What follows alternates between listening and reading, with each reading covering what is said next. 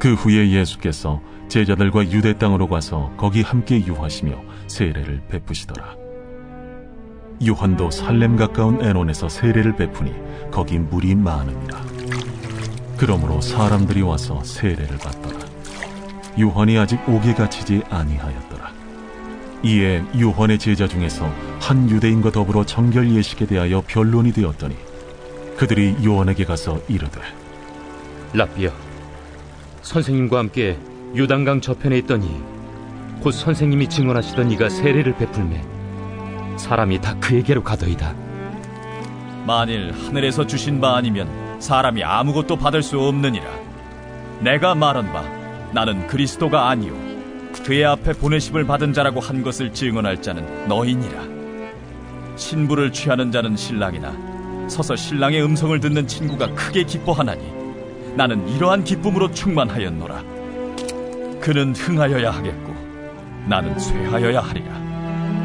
위로부터 오시는 이는 만물 위에 계시고 땅에서 난 이는 땅에 속하여 땅에 속한 것을 말하느니라. 하늘로부터 오시는 이는 만물 위에 계시나니 그가 친히 보고 들은 것을 증언하되 그의 증언을 받는 자가 없도다. 그의 증언을 받는 자는 하나님이 참되시다는 것을 인쳤느니라. 하나님이 보내신 이는 하나님의 말씀을 하나니 이는 하나님이 성령을 한량없이 주심이니라. 아버지께서 아들을 사랑하사 만물을 다 그의 손에 주셨으니 아들을 믿는 자에게는 영생이 있고 아들에게 순종하지 아니하는 자는 영생을 보지 못하고 도리어 하나님의 진노가 그 위에 머물러 있느니라. 오늘 이 요한복음 3장 22절부터 36절은 예수님의 사역과 세례 요한의 사역이 중첩되는 이 부분들을 다루고 있습니다. 22절에 보면 그 후에 예수께서 제자들과 또 유대 땅으로 가서 거기 함께 유하시며 세례를 베푸시더라 그럽니다. 원래 이 세례의 사역은 세례 요한에게 속했던 사역이었죠. 그런데 이제 예수님께서 제자들을 부르시고 하나둘씩 모으시니까 이제 예수님도 뭘 하시느냐? 세례를 베푸시더라는 것이죠. 자, 23절에 요한도 살렘 가까운 에논에서 그 당시에 요단강 유역의 지역인데 정확하지는 않습니다. 이제 고정적으로. 근데 이제 이 에논이라는 말이 샘터, 샘의 근원들 이런 뜻이라서 이제 이 샘물이 주변에 좀 있고 물이 좀 많이 있는 곳으로 추정을 하죠. 그러니까 이 요단강으로 들어가는 이 지류들이 모이는 이 그런 어떤 부분이 아닐까라고 추정을 합니다. 그러므로 사람들이 와서 세례를 받더라 그럽니다. 자, 세례를 받더라. 여기 이제 이 사람들이 왔다라는 말이 이제 미완료 시제로 돼 있어서 계속해서 사람들이 몰려온다라는 거죠. 자, 이때는 언제냐? 요한이 아직 옥에 갇히지 아니하였을 때다.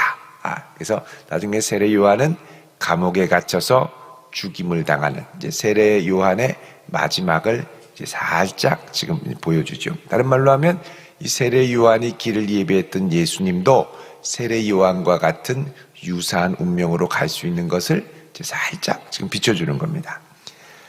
자, 그러니까 이제 이때 예수님이 제자들을 모아서 세례를 베풀고 그리고 세례 요한도 세례를 베풀고 여러분 예수님은 원래 불로 세례를 주시는 분이었죠. 불과 성령으로 세례를 주는데 왜 물 세례를 주었다고 여기 이야기를 할까요? 여러분 좀 정확하게 우리가 그래서 볼 필요가 있습니다. 요한복음 4장 2절을 보시면 이렇게 말씀합니다. 자, 4장 1절에는 예수님이 제자를 삼고 세례를 베푸시는 것이 요한보다 많다는 말을 바리새인들이 들었습니다. 풍문이죠, 풍문. 2절에는 이제 그 사실을 이야기하는데 사실은 뭐냐? 예수께서 친히 세례를 베푸신 것이 아니고 제자들이 베푼 것이다. 그러죠. 그러니까 지금 이 세례는 예수님이 베푼 게 아니라 제자들이 베풀었다. 그러니까 제자들이 베풀었다는 건 어떤 의미가 있느냐?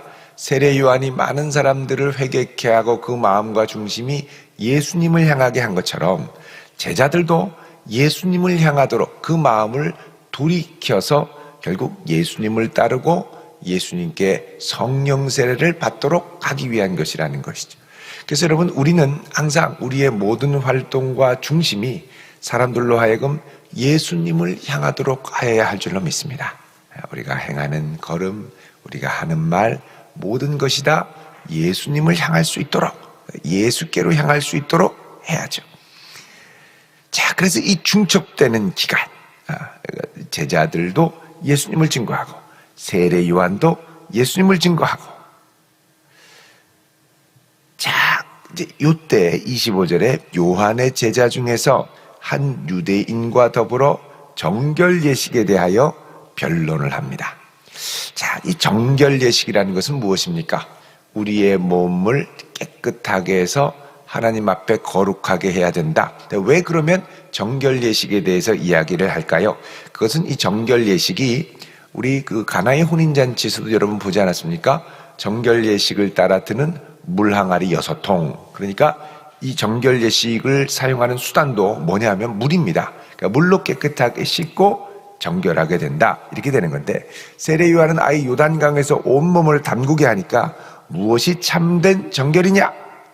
그리고 더 나아가서 누구에게 가야 참된 정결을 얻을 수 있느냐?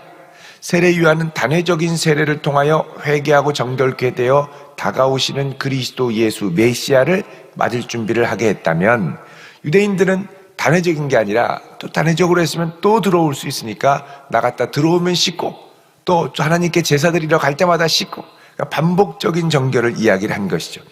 그러니까 유대교에서 말하는 정결을 얻어야 되느냐, 세례 요한이 베푸는 정결을 얻어야 되느냐, 그리고 새로 요즘에 뜨는, 야, 너희들만 그렇게 단회적인 세례를 베푸는 게 아니라 요즘 새롭게 뜨는 예수의 제자들도 그런 세례를 베풀는데, 그러니까 이 세례 요한의 제자들이 없고 우리 선생님만 베푸는 줄 알았던 세례를 저 예수님의 제자들도 베푸는구나 라는 것을 알게 된 거죠. 그래서 이 정결 예식을 갖고 논쟁을 하다가 뒤늦게 알고 선생님에 가서 이 사실을 보고를 합니다.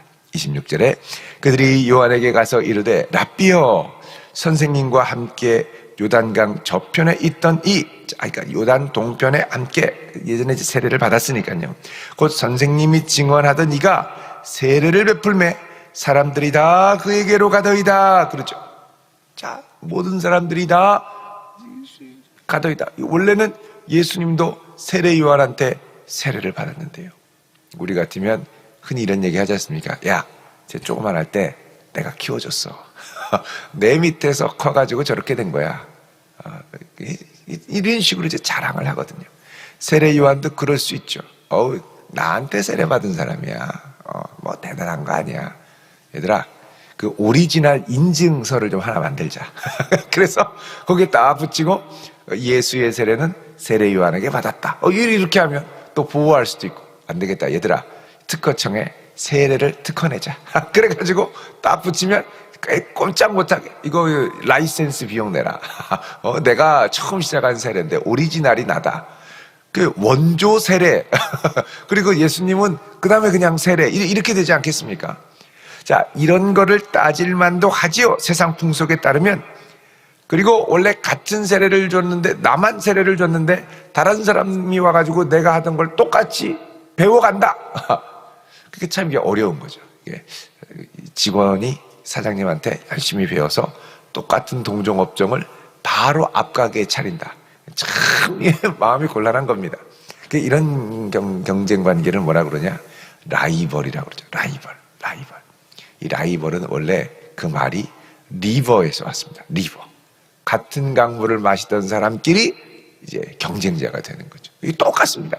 같은 요단 강물에서 세례를 베풀던 분들이 이제 경쟁자가 되는 거죠. 자, 이때 세례 요한이 얘들아 안 되겠다. 거기를 언제 한번 습격하자. 가서 깽판을 놓아라. 이 선생님, 우리 선생님이 했는데 너희들 뭐 하는 거냐. 이럴 수 있단 말이죠. 근데 이 세례 요한이 참 지혜롭게 대처를 합니다. 뭐라 그러냐면 27절에 요한이 대답하여 이르되, 만일 하늘에서 주신 바가 아니면 사람이 아무것도 받을 수 없느니라.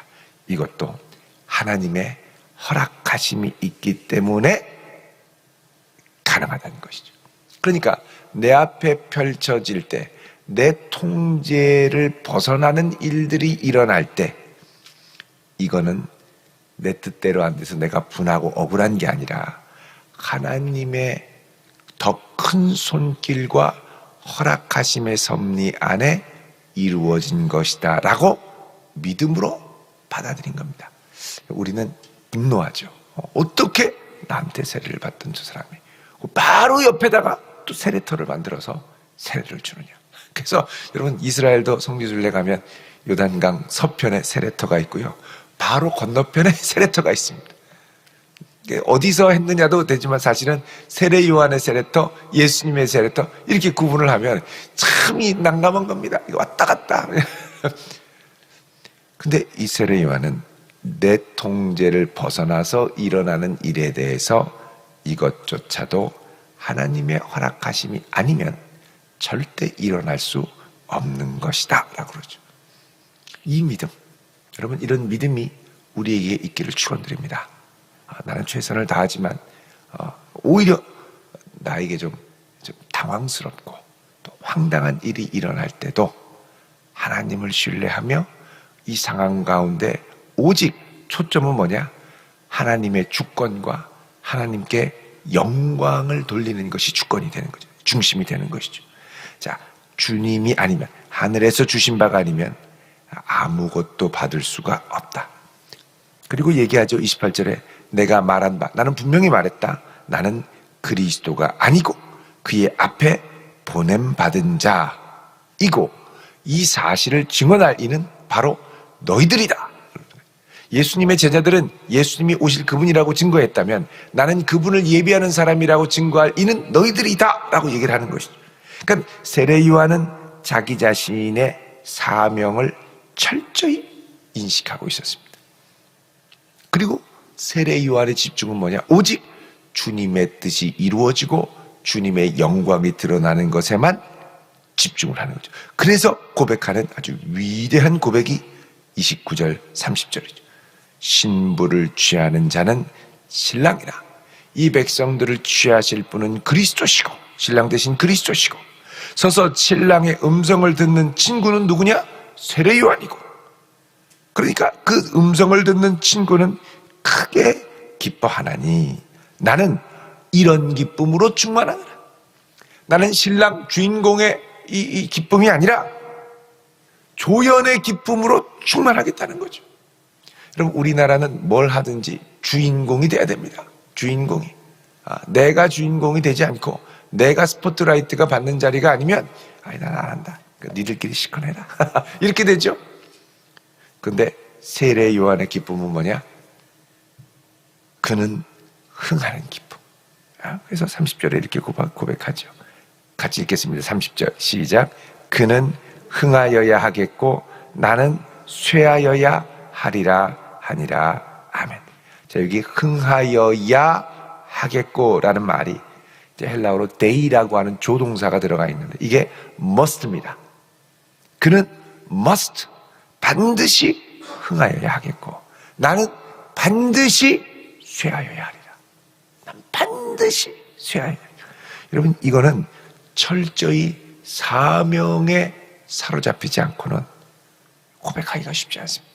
오직 내가 섬기는 주님만 흥하고 나는 죽어야 하리라. 이거는 철저히 주님께 집중될 때 가능한 고백이죠.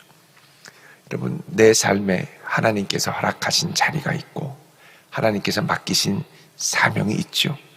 여러분, 이 사명과 자리가 나로 인하여 잘 될 수도 있지만 내가 가는 그 자리에서 도리어 쇠할 수도 있습니다. 하필이면 쇠하는 자리에 끝물에 들어가서 같이 쇠하고 개점 폐업 이렇게 될 수 있단 말이죠. 근데 그 자리라 하더라도 이걸 통하여 하나님의 영광만이 드러난다면 주님, 저는 이 자리로 감사하겠습니다. 주님의 영광만이 흥하고 나는 쇠하여야 할 줄로 믿습니다. 여러분, 이 고백이 우리의 고백으로 나아갈 수 있기를 바랍니다. 얼마나 이 귀한 고백입니까?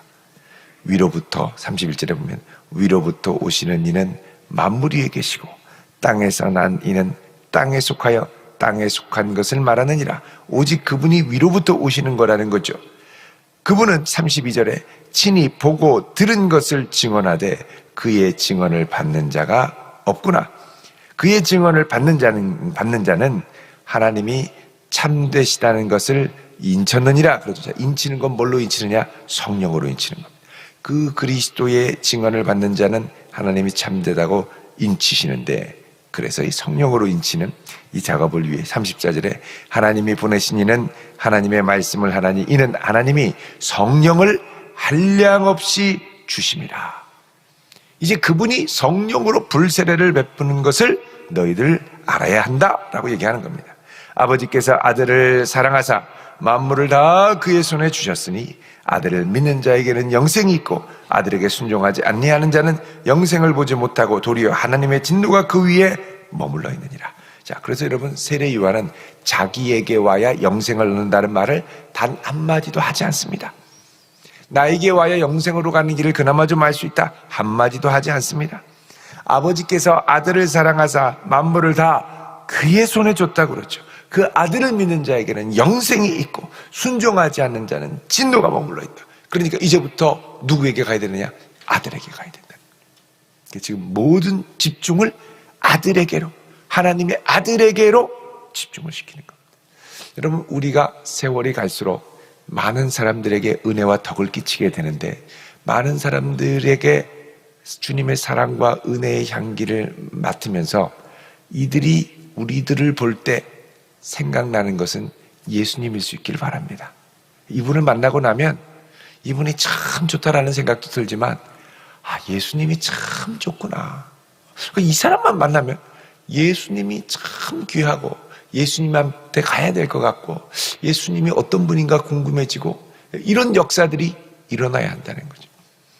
그래서 우리도 무의식적으로 하는 말 가운데 자꾸 예수님을 드러내고, 그래서 우리를 만날수록 예수님이 생각날 수 있도록, 여러분, 이거는 우리의 삶의 중심이 철저히 주님 중심으로 서야 되고, 또 우리의 입술과 이 모든 것이 주님을 드러낼 수 있도록 하나님의 성령에 사로잡혀 있어야 될 줄로 믿습니다. 오늘 이 한날도 범사에 주의 영광과 능력을 드러내는 그런 복된 성도 될 수 있기를 주의 이름으로 축원드립니다. 기도하겠습니다.